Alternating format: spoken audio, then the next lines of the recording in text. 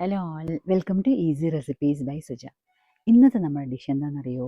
നല്ല മാമ്പഴക്കാലമൊക്കെ തീരാനായില്ലേ? അപ്പം അതിന് മുമ്പായിട്ട് നല്ല ചക്കര മാമ്പഴം എന്ന് പറഞ്ഞിട്ട് ഈ കുഞ്ഞു കുഞ്ഞു മാമ്പഴം കിട്ടില്ലേ നമ്മൾ, അതുകൊണ്ടിട്ടുള്ള ഒരു കറിയാണ്. മാമ്പഴം പല രീതിയിൽ വെക്കാറുണ്ട്, പക്ഷെ ഞാൻ വെക്കുന്നതൊന്ന് കണ്ടു നോക്കി. അപ്പോൾ നമുക്ക് റെസിപ്പിയിലേക്ക് പോകാം.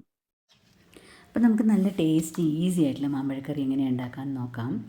അതിന് വേണ്ടിയിട്ട് ഞാനിവിടെ എടുത്തിരിക്കുന്നത് കുഞ്ഞ് മാമ്പഴമാണ്. നല്ല നല്ല മധുരമുള്ള മാമ്പഴം നമുക്ക് കിട്ടുമ്പം മാമ്പഴം ഒരു 6-7 എടുത്തിട്ടുണ്ട്. പിന്നെ ഒരു കപ്പ് തേങ്ങയും ഒരു കുറച്ച് ജീരകവും എടുത്തിട്ടുണ്ട്.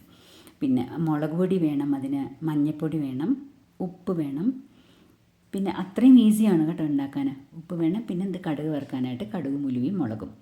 അപ്പോൾ മാമ്പഴത്തിന് നമുക്ക് നന്നായിട്ട് തൊലിയൊക്കെ ഒന്ന് കളഞ്ഞ് ചീവി എടുത്ത് ചുമ്മാ ചീന്തി ഇങ്ങനെ എടുക്കാൻ പറ്റും. എടുത്തിട്ട് ഒത്തിരി ഉപ്പും മഞ്ഞളും മുളക് പൊടിയും ഇട്ട് കുറച്ച് വെള്ളം, ഒരു 1.5 കപ്പ് വെള്ളം ഒഴിച്ച് നന്നായിട്ട് അതൊന്ന് വേവിക്കുക. സിമ്മിൽ വെച്ച് വേവിക്കണം അകം വരെ. നമ്മളിത് മുറിച്ചിട്ടൊന്നുമില്ല, കുഞ്ഞു മാമ്പഴമായതുകൊണ്ട് അങ്ങനെ തന്നെ ഇട്ടിരിക്കുകയാണ്. അപ്പോൾ അത് വേകാനായിട്ട് ഇത്തിരി സമയം കൊടുക്കണം. അത് നന്നായിട്ട് വെന്ത് കഴിയുമ്പോഴത്തേക്കും നമുക്ക് തേങ്ങയും ജീരകവും കൂടി അരച്ചിട്ട് വരാം. തേങ്ങയും ജീരകവും നന്നായിട്ട് മഷി പോലെ അരയ്ക്കണം. അരച്ചിട്ട് അത് നന്നായിട്ട് വെന്ത് വരുന്ന മാങ്ങാപ്പഴത്തിലേക്ക് അത് ചേർത്ത് അതിൻ്റെ കൂട്ടത്തിൽ ഇത്തിരി തൈര്, ഒരു അര കപ്പ് തൈര് ഒഴിച്ചിട്ടുണ്ട്. അര കപ്പ് തൈര് ഒഴിച്ച് വേണമെങ്കിൽ ഇത്തിരി വെള്ളവും ചേർത്ത് അതിൻ്റെ കൺസിസ്റ്റൻസി ഒന്ന് അഡ്ജസ്റ്റ് ചെയ്ത് കഴിഞ്ഞിട്ടുണ്ടെങ്കിൽ അത്രയേ ഉള്ളൂ. പിന്നെ അത് കഴിഞ്ഞാൽ നമുക്ക് വറുത്തിട്ടാൽ മതി.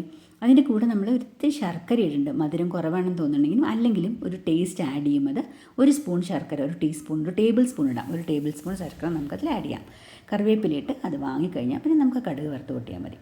കടുക് വറുക്കാനായിട്ട് നമ്മൾ കടുകും ഉലുവയും മുളകും, കാഞ്ഞ മുളകില്ലേ, അതാണ് നമ്മൾ ഉപയോഗിക്കാറ്. അത് നന്നായിട്ട് അത് വറുത്തിട്ട് കഴിഞ്ഞു മാമ്പഴപ്പുളിശ്ശേരി എന്ന് പറയാൻ പറ്റിയ മാമ്പഴക്കറി റെഡി. അപ്പോൾ നിങ്ങൾക്കൊക്കെ ഇഷ്ടമാവുകയാണെന്നുണ്ടെങ്കിൽ ലൈക്ക് ചെയ്യാനും ഷെയർ ചെയ്യാനും മറക്കരുത്. ഇനി പുതിയൊരു റെസിപ്പിയായി വീണ്ടും വരുന്നവരെ എല്ലാവർക്കും bye, take care and a very happy cooking.